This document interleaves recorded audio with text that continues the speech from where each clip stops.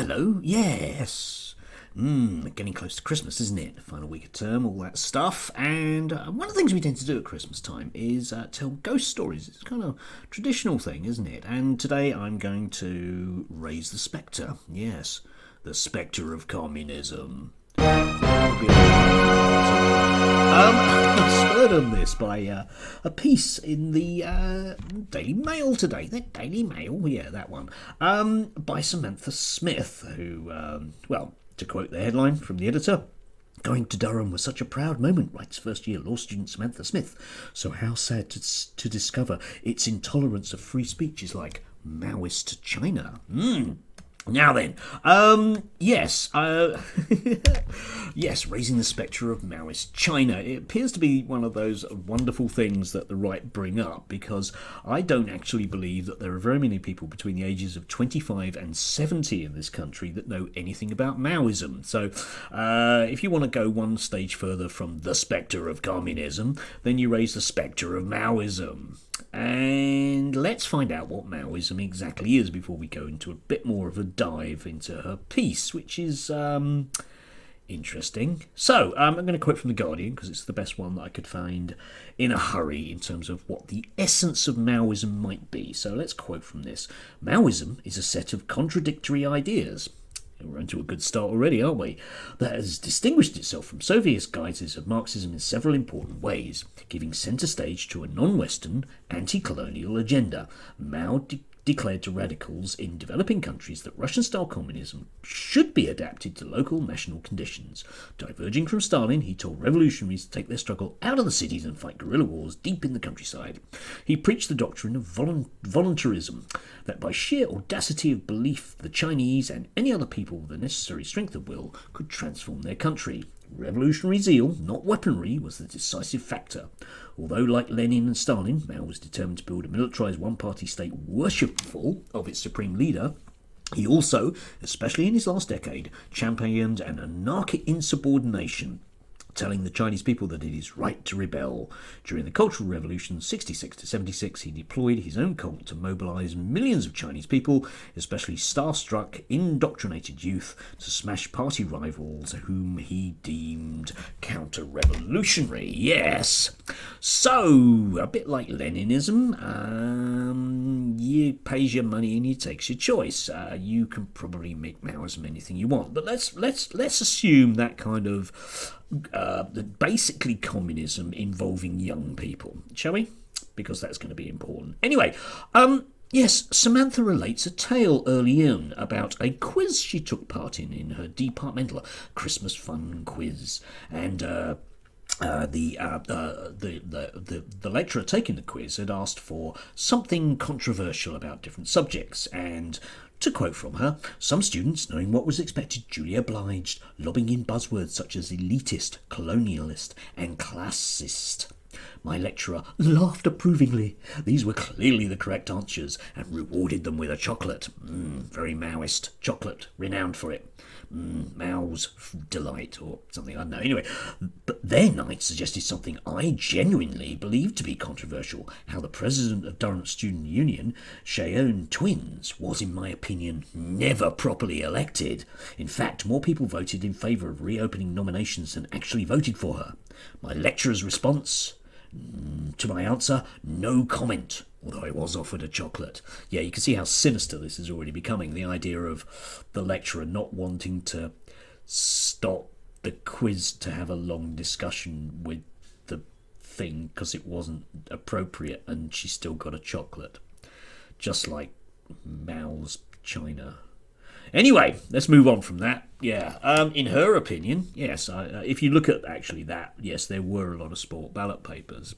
Nevertheless, they don't count in an election. There are an awful lot of sport ballot papers for a lot of MPs. I've sport my own ballot paper sometimes when I've been unhappy with the people involved, often writing Ron on it, reopen nomination. However, that's not the way an election works. And Durham Students' Union is a duly democratic body. Sorry, Sam.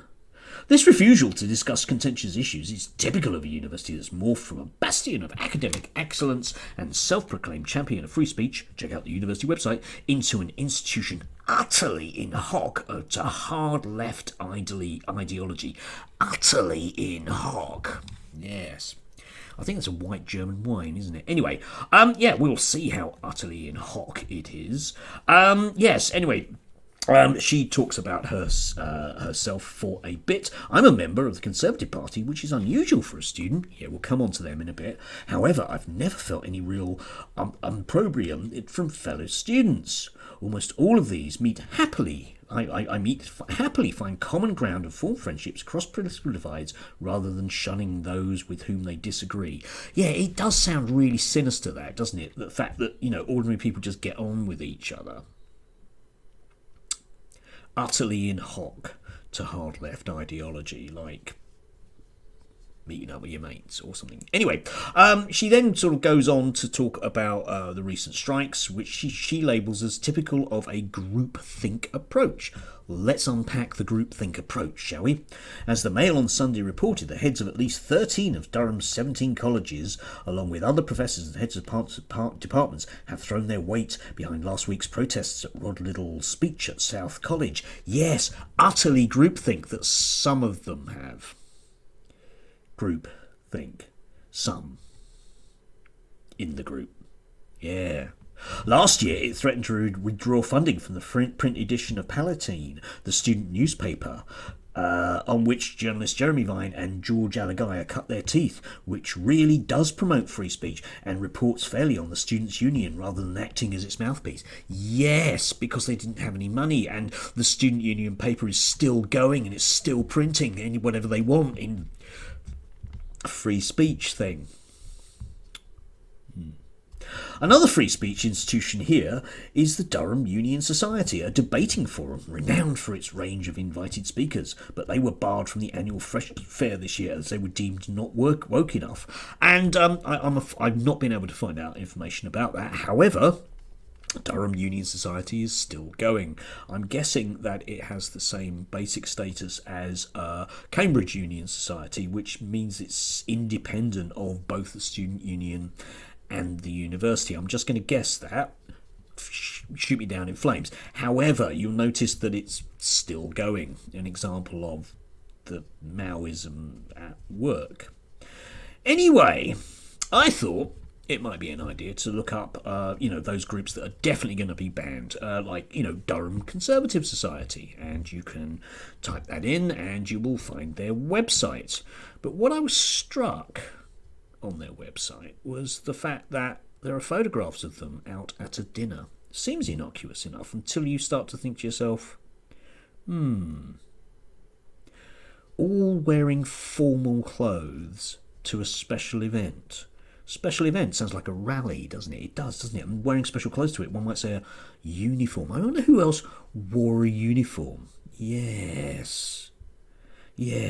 And Samantha perhaps isn't being entirely honest, is she? Because she has links to, well, she is a member of the Conservative Party, and she had links to The Spectator. Yes, and The Spectator is where Rod Liddle works, isn't it? Yes. What an example of groupthink that is. It gets to be sinister, doesn't it? Yes, because the Daily Mail, you see, have printed a picture of Jeremy Corbyn in this piece, when in fact it's got nothing to do with it at all. It almost makes you think like this is a bit of propaganda. And who else used propaganda? Yes, that's right. It was him, wasn't it? Yes. There you go, folks. You see, it's like shooting fish in a barrel, this kind of stuff. And unless you actually look at things and unpack this journalism, you will be led by your nose towards a conclusion that someone else wants you to think. Reminds me of Maoist China, doesn't it, you? Anyway, have a lovely day. Enjoy. Yeah, it's not going to rain today, I'm hoping.